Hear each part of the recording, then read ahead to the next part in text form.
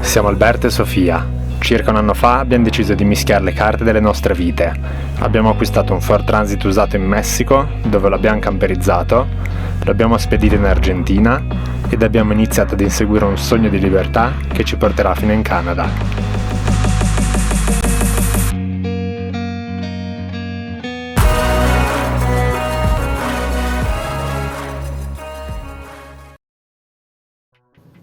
Ci eravamo lasciati con le montagne colorate di Jujuy e Salta nel nord argentino e siamo ora pronti a buttarci nella feroce puna argentina della regione di Catamarca. Siamo sempre nel nord-ovest argentino e prenderemo una deviazione di circa 300 km che ci porterà a El Peñón, oasi circondata da vulcani a 3400 metri di altitudine. Percorriamo alcuni chilometri di una strada perfettamente asfaltata e non appena raggiunta una buona altitudine incontriamo un gruppo di vicuñas attorno ad una piccola laguna. Rimaniamo a guardare i piccoli giocare mentre all'improvviso notiamo una certa agitazione generale. Compare infatti una volpe correndo nella montagna che viene circondata ed allontanata dal gruppo di vicuñas.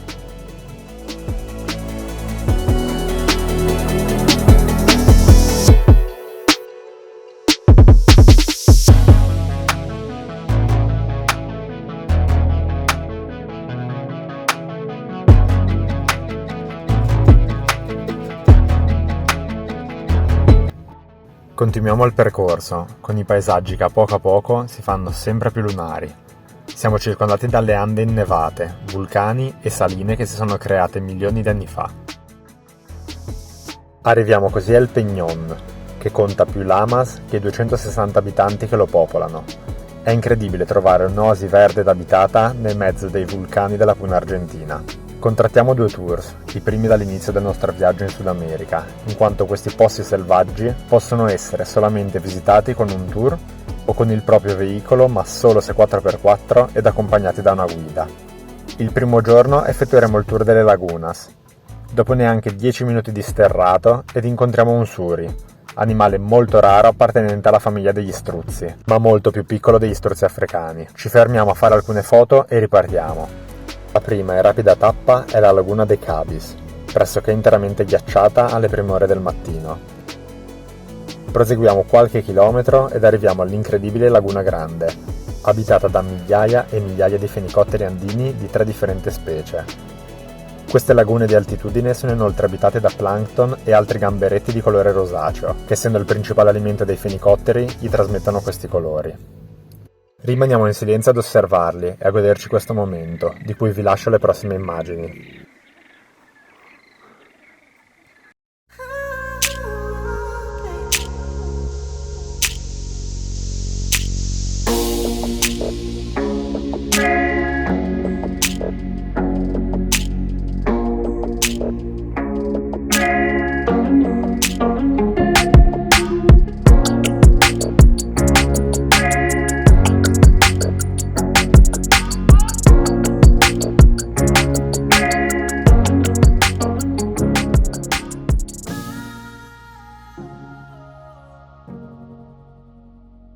Riprendiamo il cammino ed arriviamo a queste strane formazioni rocciose erose nel tempo dall'incessante vento della Puna.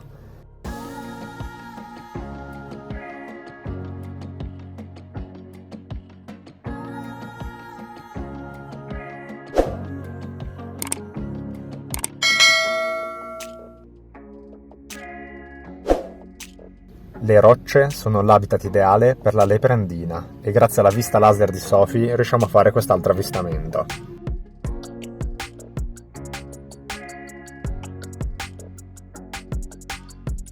Arriviamo così al cratere del vulcano Galán, ormai inattivo, e che ha al suo interno una laguna estremamente fertile.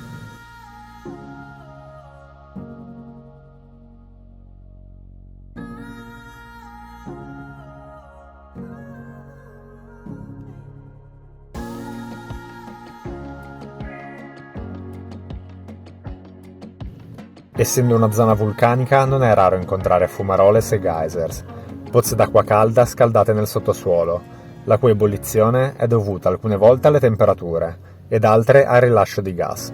Per questo motivo bisogna prestare sempre molta attenzione ad avvicinarsi ed ascoltare il parere della guida.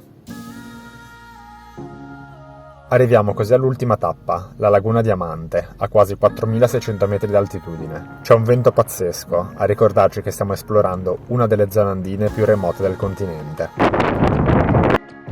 Nel tragitto di ritorno rincontriamo una famiglia di suri ed osserviamo in lontananza una chiazza bianca, il famoso Parco Nazionale di Piedra Pómez, attrazione principale del tour del giorno dopo. Salva, la guida del secondo tour, ci offre di parcheggiare il van di fianco a casa sua. Ci godiamo una coppa di vino per celebrare la giornata e ci addormentiamo esausti. La notte è gelida, per fortuna il van ha un ottimo isolamento ed abbiamo un bel piumone. Siamo pronti a riaddentrarci nella Puna argentina. Arriviamo alla prima laguna ed incontriamo un'aquila andina.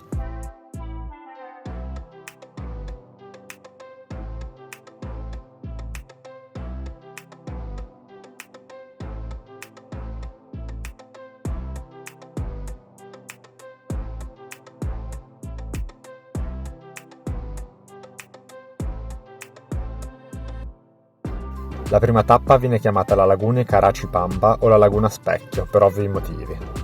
Il tour inizia alle 6 del mattino, in quanto è il momento con minor vento per poter osservare questo specchio perfetto. Anche questa laguna è abitata da fenicotteri, seppur in numero minore.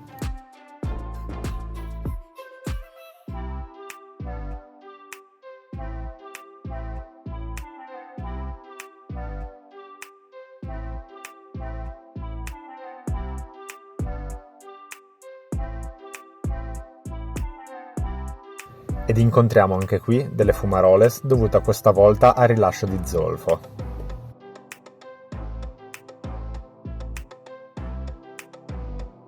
Siamo ai piedi del vulcano Carachi Pampa, o vulcano negro, nato circa 73.000 anni fa dall'eruzione del vulcano Blanco.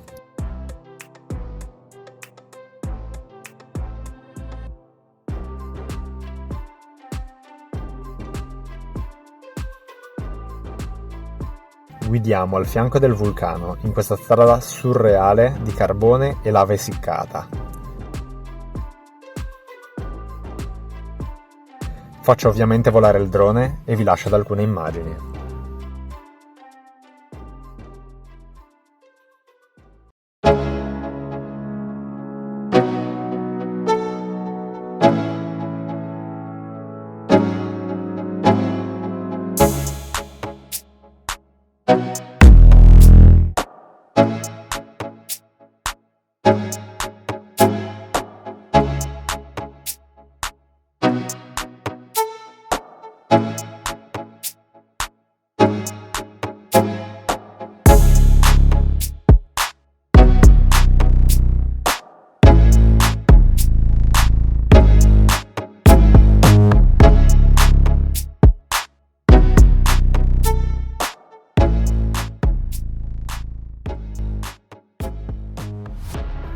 Riprendiamo il cammino e notiamo un paesaggio sabbioso con numerose onde, simili a quelle del mare. Ci spiegano che è dovuto dall'erosione del vento, come si può meglio capire dalla prossima fermata.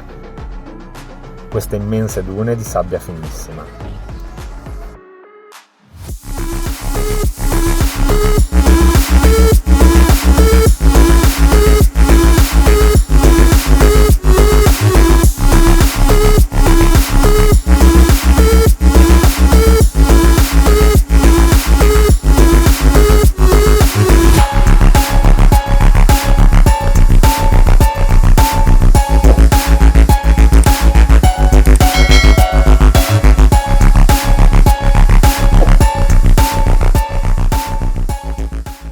Questo territorio, coperto da sabbia, lava e carbone, nasconde un segreto.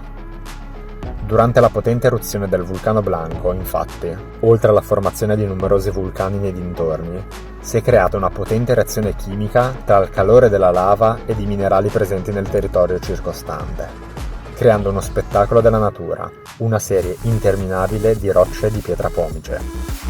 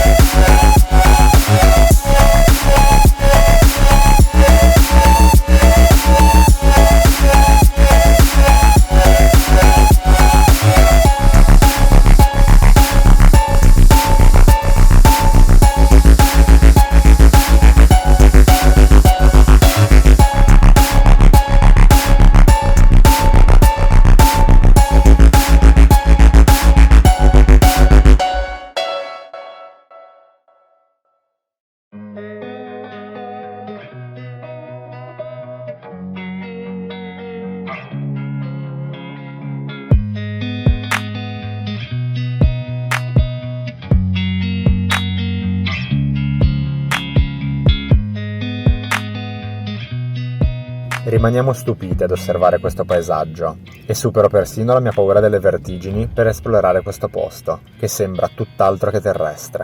Per capire la consistenza di queste montagnole di pietra pomice, vi lascio la canzone della simpaticissima Guida Salva. Perdonate la qualità del video, ma me l'hanno inviata successivamente sul telefono.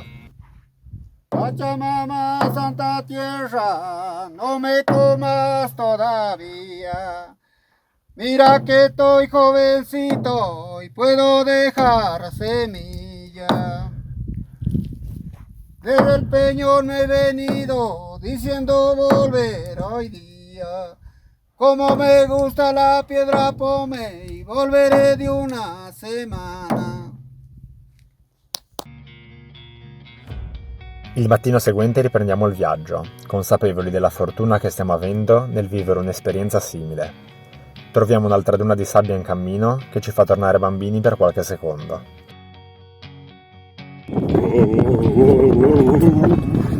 Oddio.